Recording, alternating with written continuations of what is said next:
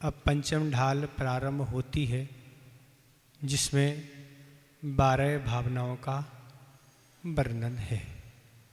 तो 12 भावना का वर्णन के लिए प्रथम दोहा आ रहा है, उसका उच्चारण करें। मुनि सकल वृत्ति बड़भागी, मुनि सकल वृत्ति बड़भागी, भाव भोगन तै बैरागी, भव भोगन तै बैरागी। बैराग उपावन भाई, बैराग उपावन भाई, चिंतई अनुप्रेक्षा भाई, चिंते अनुप्रेक्षा भाई।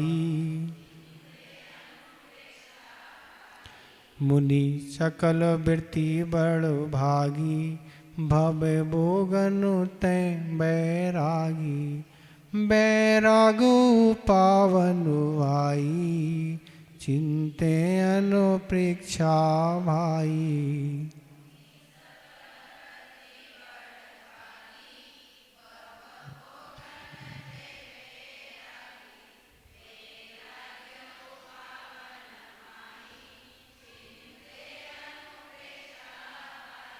पहले में माई होगा, दूसरे में भाई होगा। ये माई है पहले में,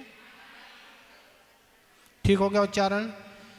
तो कह रहे हैं भाई सकल वृत्ति मुनि बड़भागी, भव भोगन ते बैरागी। तो कह रहे हे भव जीव महावृत्ति मुनिराज विशेष भागवान है, क्योंकि वे संसार और भोगों से विरक्त हो जाते हैं।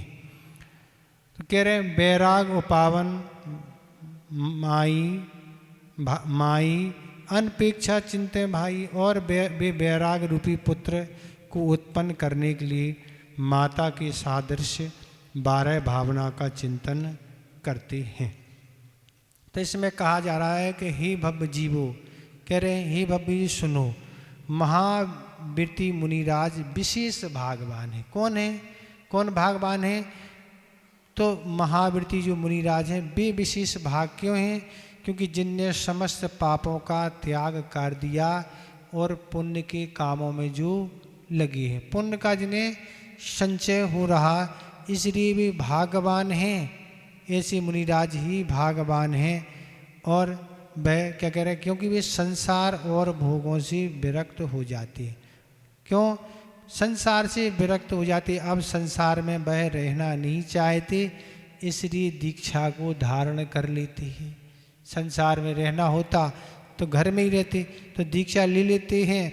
इसलिए माता पिता पत्नी पुत्र भाई बहन मित्र आदि जो कुछ हैं उनको सबका त्याग कर देते हैं। दीक्षा तो उसी का नाम है जब अंतरंग से सबका त्याग किया जाए। अभी भी अगर रिश्ते और संबंध बने हुए हैं तो अभी वैराग हुआ नहीं, अभी भी वैराग हुआ।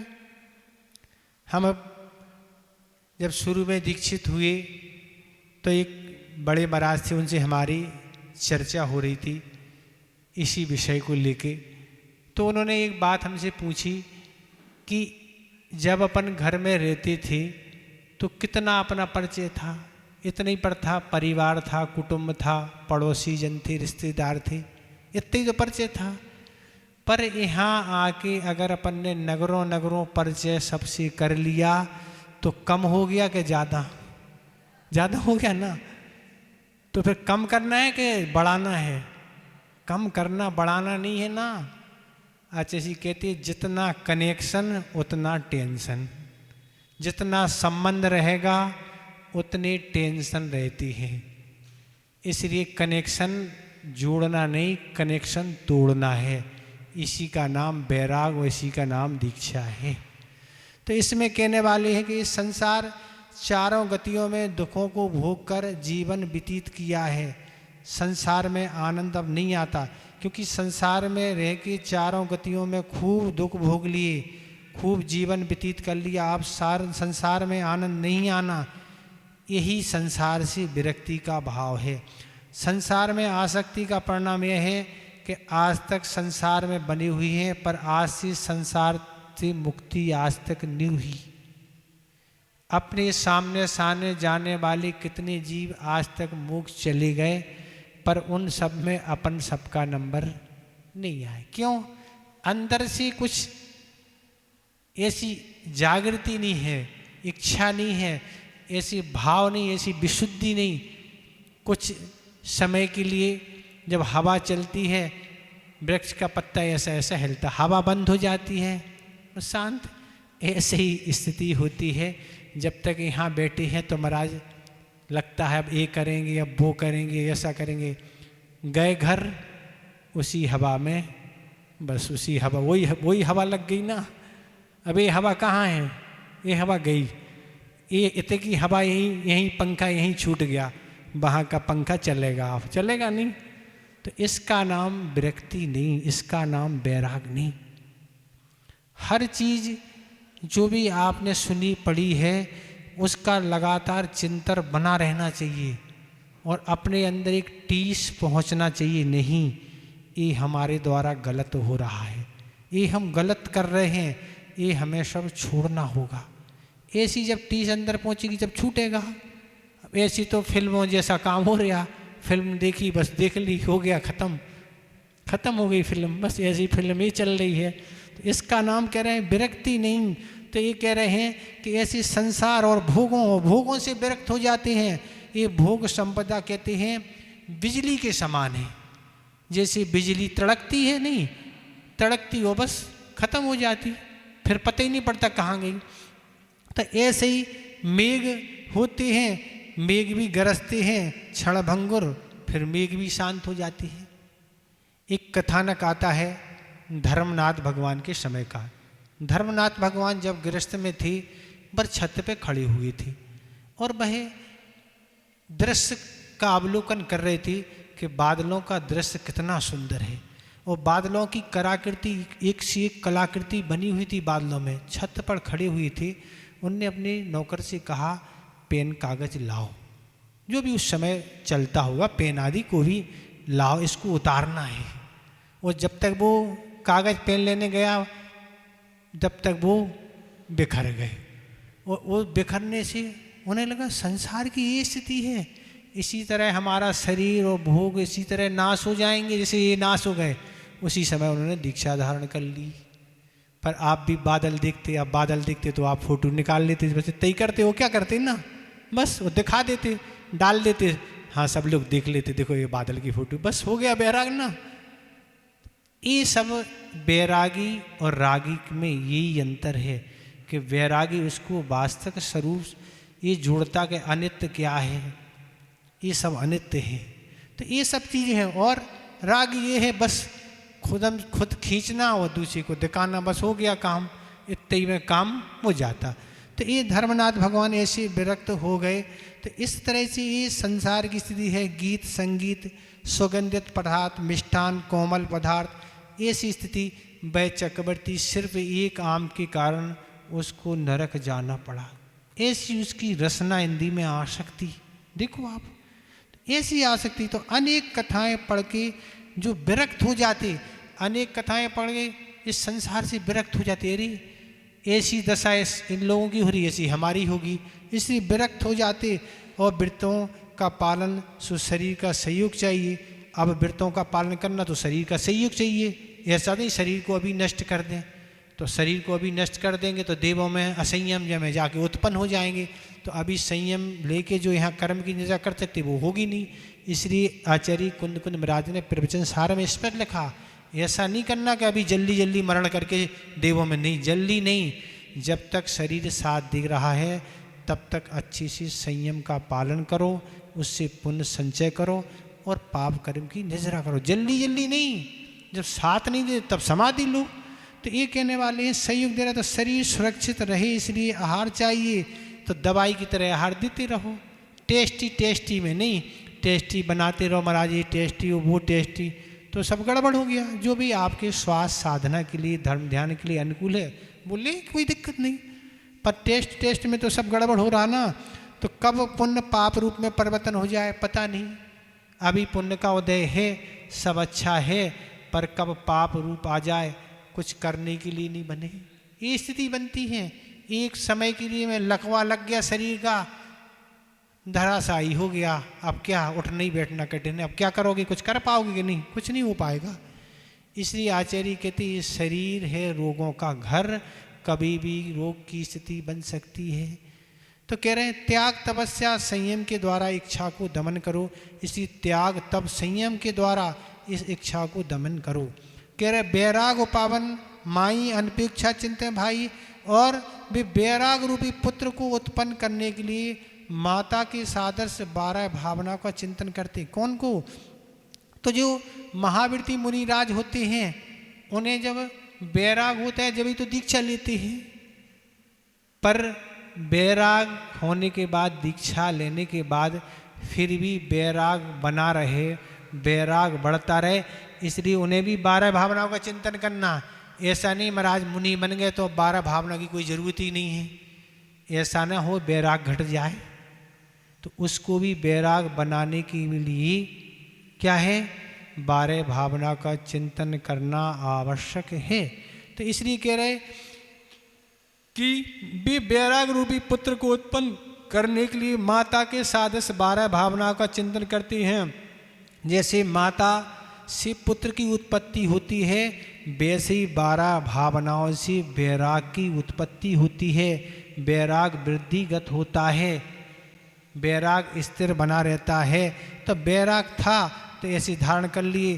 तो इसलिए कह रहे हैं कि अगर आपको इस संसार और भोगों से विरक्ति प्राप्त करना है, आगामी जीवन सुंदर बनाना है, तो इन 12 भावनाओं का चिंतन आवश्यक है। पाठ करने में तो आप माहिर हैं, 5 मिनट में पाप राजा राणा छत्रपति निपट जाता है। कहाँ गए चक्की जन जीता, निपट गया, मैं हो गया, बस बैराग हो गया, बैराग मरा। ऐसे करने से कुछ नहीं। आचार्य महाराज जी एक बार कहा था कि पाठ की अपेक्षा अगर आप एक गाथा, श्लोक, दोहा लेके उसका चिंतन करो तो उससे मन की स्थिरता अधिक बनती है। ना कि पाठ में तो मन कहाँ घूमता पता नहीं, पाठ हो जाता भक्ताम मरप और पहला और अंत आ जाता, कब बीच के कब चले गए वो तो पता ही नहीं रहे कब चले गए। हो गया, हाँ हो गया, अंत आ गया, मजस्सरम बस हो गया पूरा।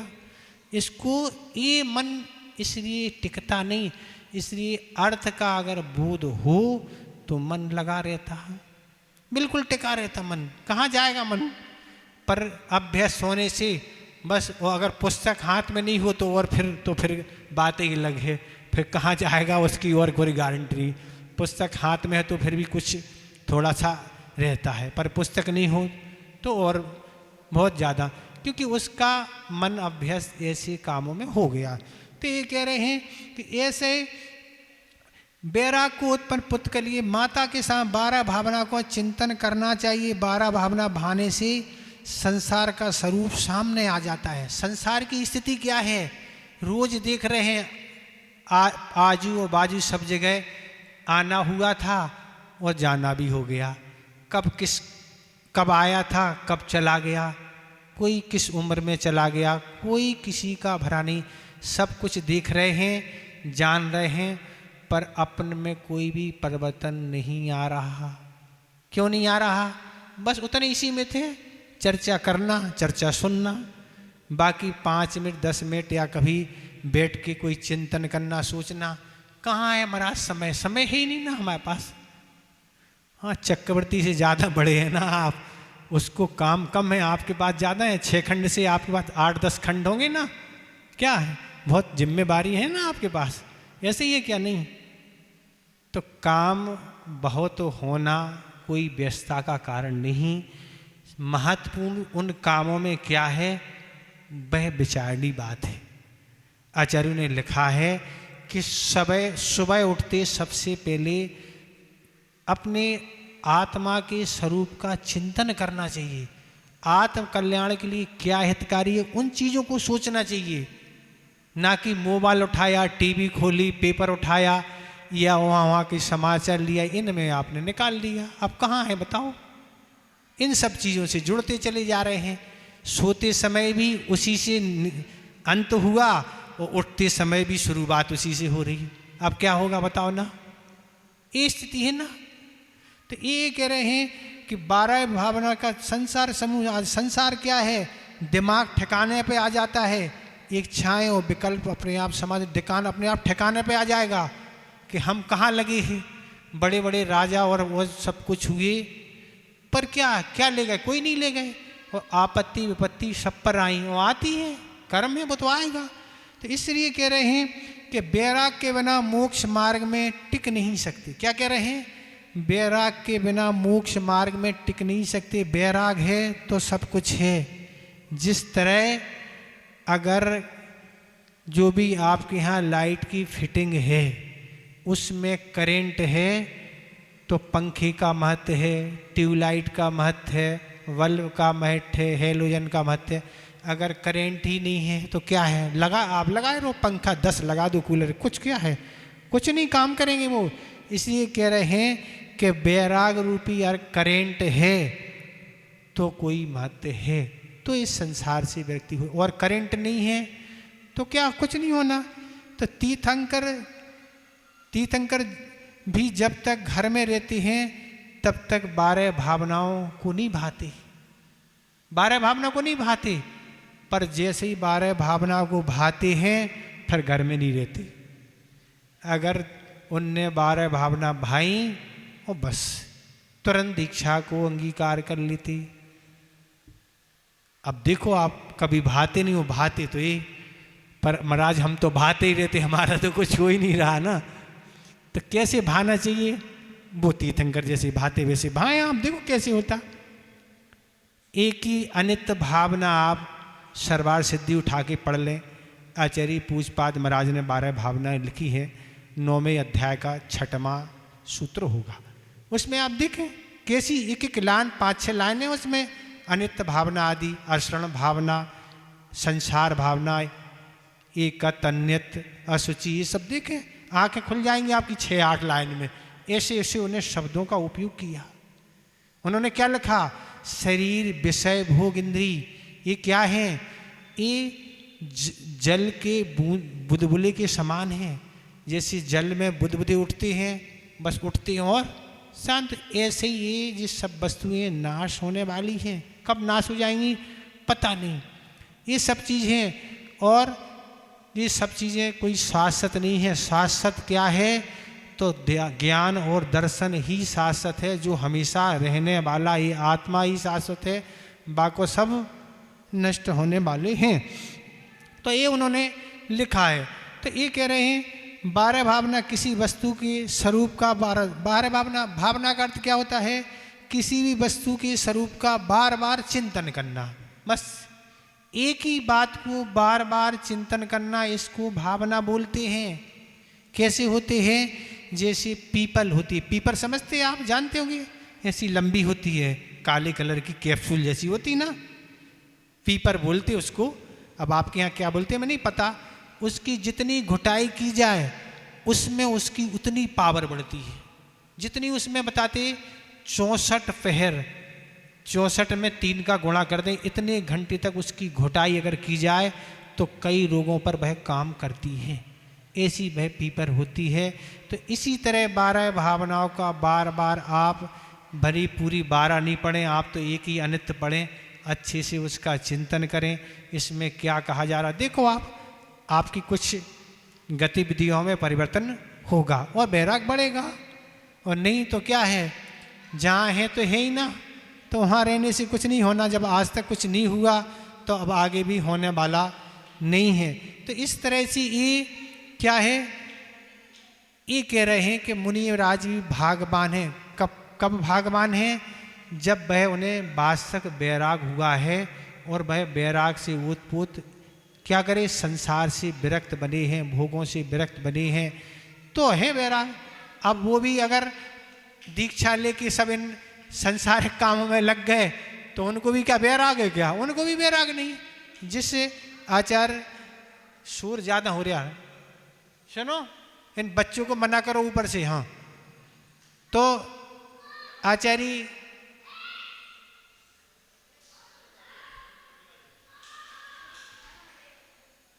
ऊपर बोल के आओ, बच्चों को व्यवस्थित करो। आचार्य ज्ञान सागर ने विद्याधर को दीक्षित तो कर दिया था और मुनि भी बन गए, पर लगता था कि अभी उम्र बहुत छोटी है, संसार में बहुत स्थितियां हैं, हमारा निर्भय कैसे क्या होगा और हम क्या याद रखें। ऐसी बातें आचार्य महाराज ज्ञान सागर से पूछा करते थे। तब पूज्य ज्ञान सागर महाराज ने एक सूत्र दिया था कि बस विद्यासागर, तुमने घर क्यों छोड़ा है, किस लिए छोड़ा है, ये कभी भूलना नहीं। बाकी सब भूल जाओ, कोई बड़ी बात नहीं, पर घर क्यों छोड़ा ये याद हमेशा रखना। अगर घर छोड़ने के उद्देश्य को भूल गए तो फिर बैराग नहीं रहेगा, और बैराग नहीं रहेगा, करंट नहीं रहेगा तो पंखा चलने वाला नहीं है, ना लाइट जलने वाली है, न तो छठा गुणस्थान रहेगा, न छठमा सा सातवां। तो ये बैराग ही मुख्य है, और बैराग है तो सब कुछ है। संस्मरण आप बीच में ही सुन लें, अंत में हो पाएगा कि नहीं याद आ रहा तो आप सुन ही लें कि आचार्य महाराज कितनी अच्छी बात समय समय पर हम लोगों को बताते रहते थे।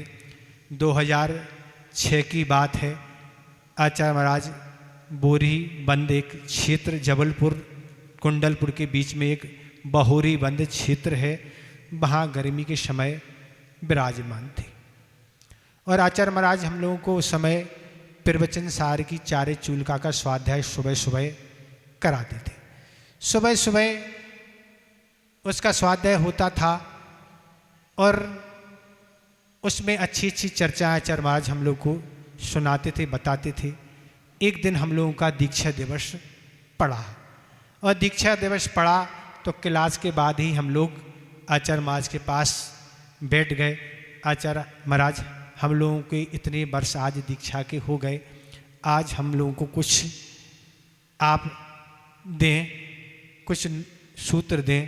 तब आचार्य महाराज ने लगभग आधे घंटे का समय बहुत अच्छे अच्छे चिंतन दिए, और ये चिंतन दिया कि दिन भर स्वाध्याय करने में 1 घंटे तो अध्यात्म का स्वाध्याय करना ही है, कुछ हो चाहे नहीं, पर 1 घंटे तो अध्यात्म के लिए देना ही है, तब जाके ये बैराग सुरक्षित रहेगा, ये तो कुछ होने वाला नहीं है, ऐसा आचार्य महाराज ने कहा।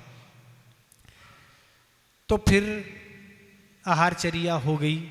आहारचर्या होने के उपरांत महाराज लोगों में चर्चा हुई कि दीक्षा दिवस तो अपन हर वर्ष मनाते हैं, पर इस वर्ष दीक्षा दिवस अलग प्रकार से मनाना चाहिए।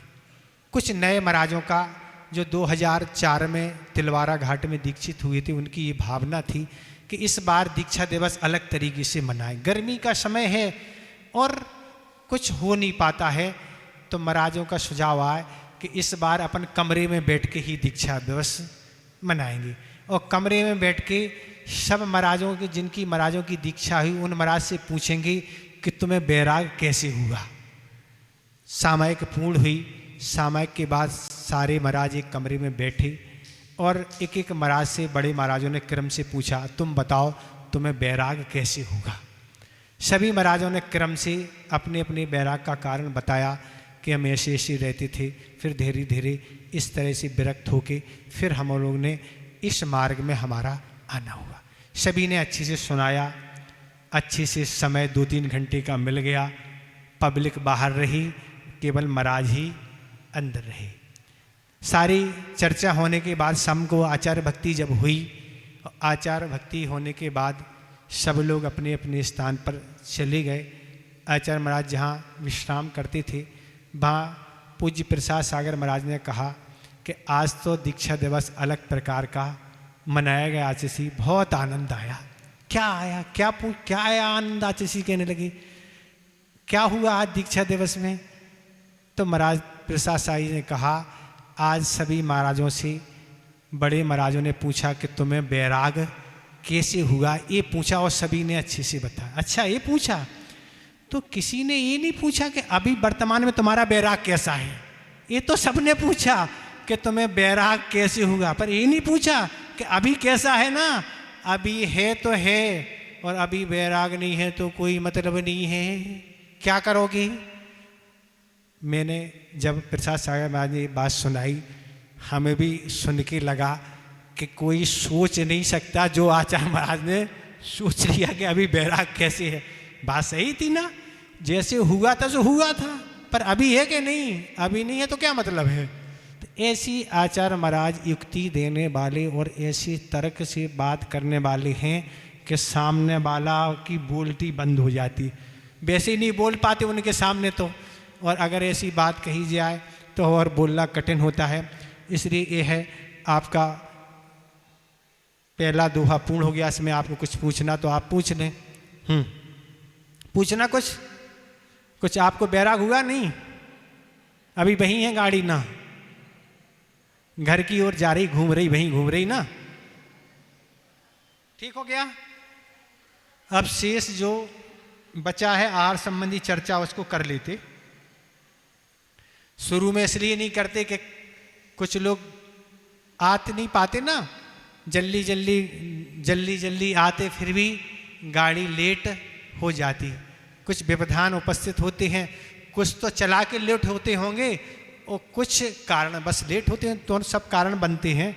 तो ये चर्चा यहाँ तक हो गई थी उच्चासन आदि को लेके कि उच्चासन ग्रहण कराएं। फिर है पाद प्रक्षालन, तो पाद प्रक्षालन ये भी एक नवदा भक्ति है, तो उसमें पाद प्रक्षालन में पानी पहले से रख दें, पैरों को रगड़े नहीं, पैरों को रगड़ते हैं, ये रगड़ने का समय नहीं, अभी हाथ शुद्ध अच्छी से रखना, चूँकि आहार देना है।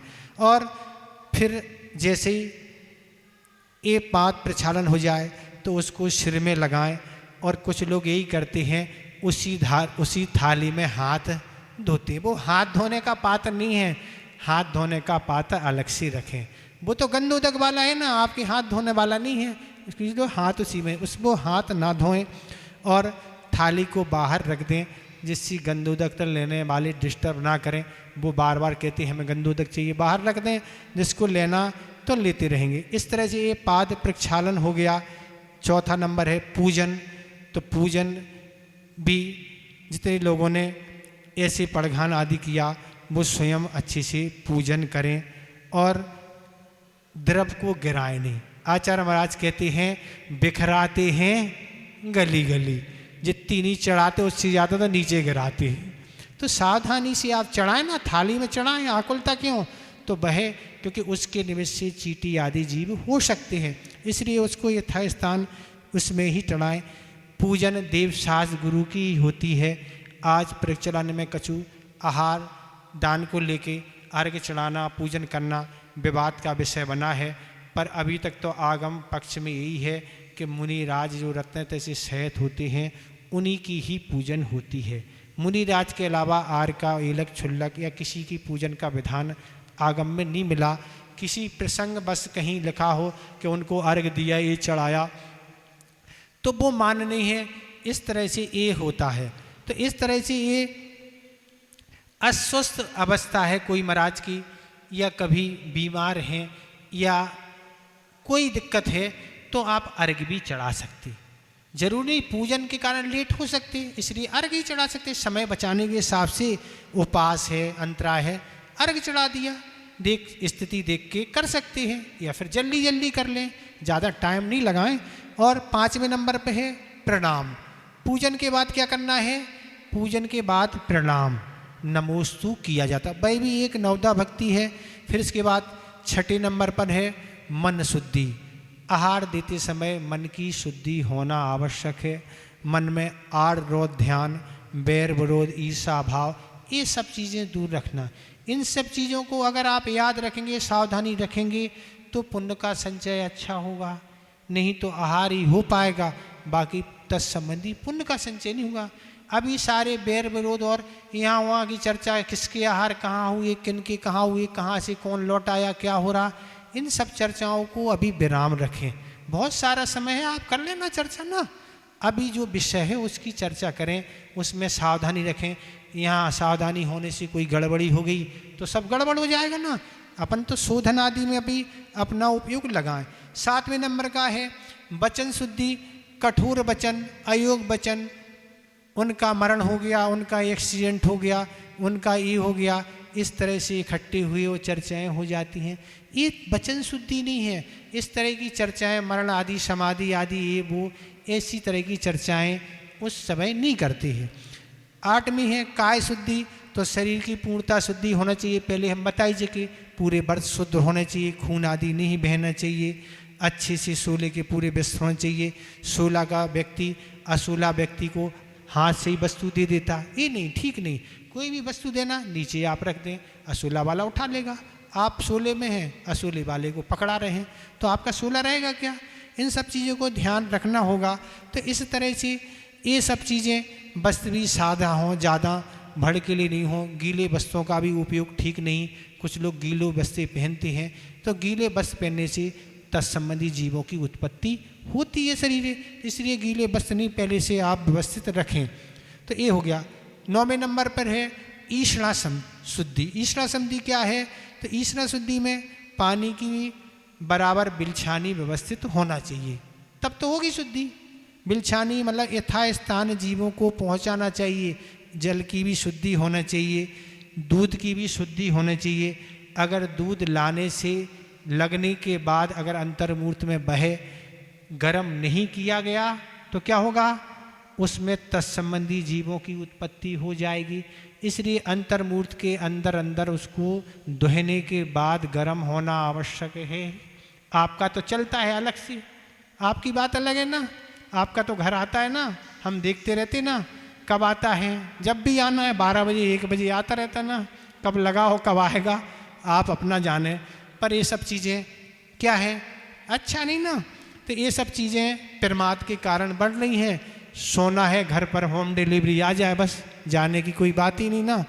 तो ये कह रहे हैं अग्निप्राशक और फल सब्जी तो अग्निप्राशक होती है, पर फल भी अग्निप्राशकों का विधान है।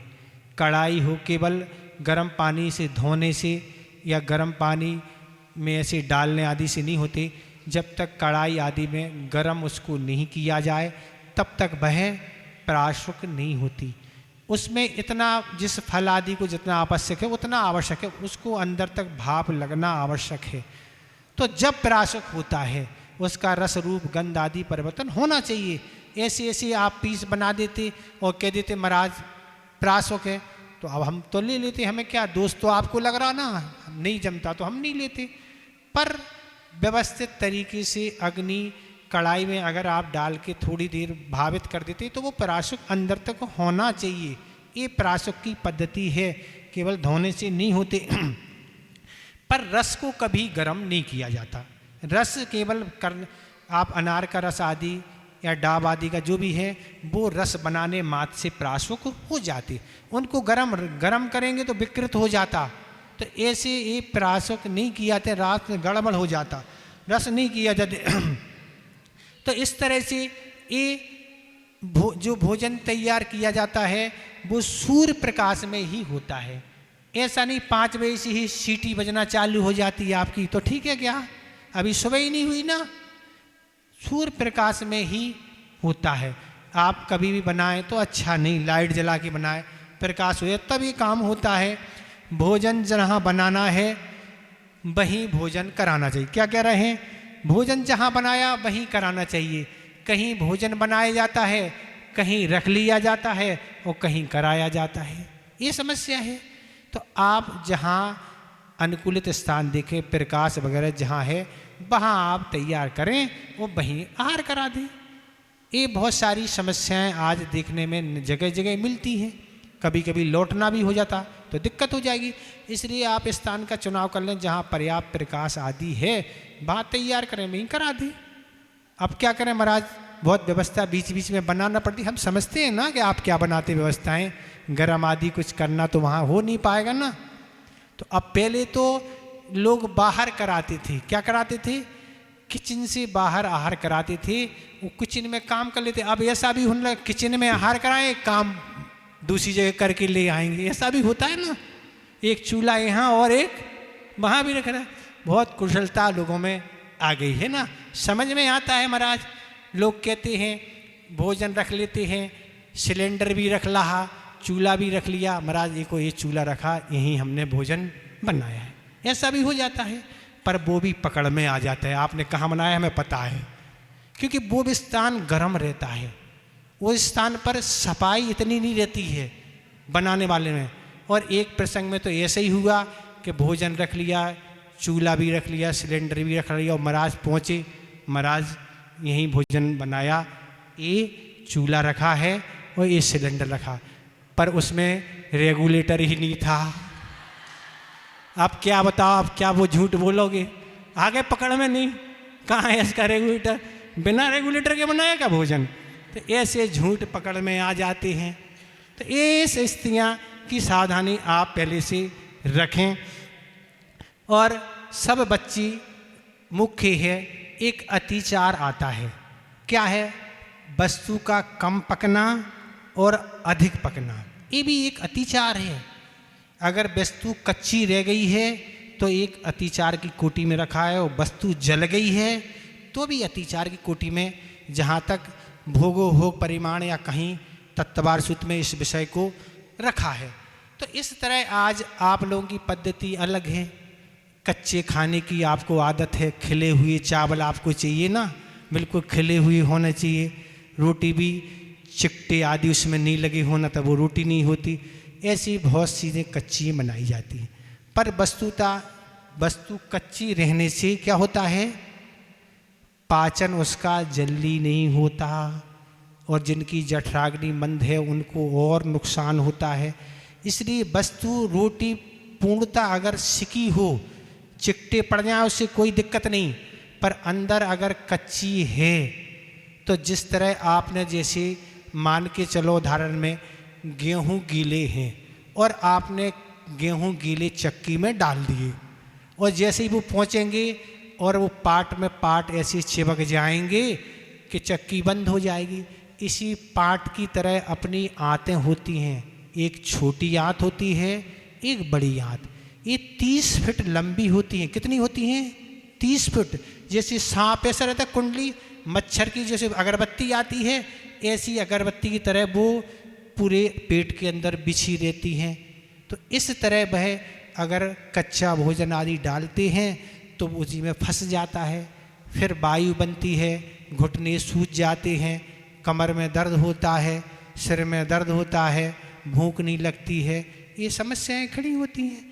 तो जब भोजन व्यवस्थित, चाहे दाल, चाहे सब्जी, चाहे रोटी, सभी चीज़ व्यवस्थित पकी हों तो उसका पाचन व्यवस्थित होगा। पानी भी अच्छी से उबला हो, अच्छी से उबला, गर्म नहीं, तो उसका पाचन अच्छे से होता है। बरसात में तो और सावधानी रखने की आवश्यकता है, क्योंकि पानी में मिट्टी वगैरह आती है। तो इस तरह ये सारी स्थितियाँ होती हैं।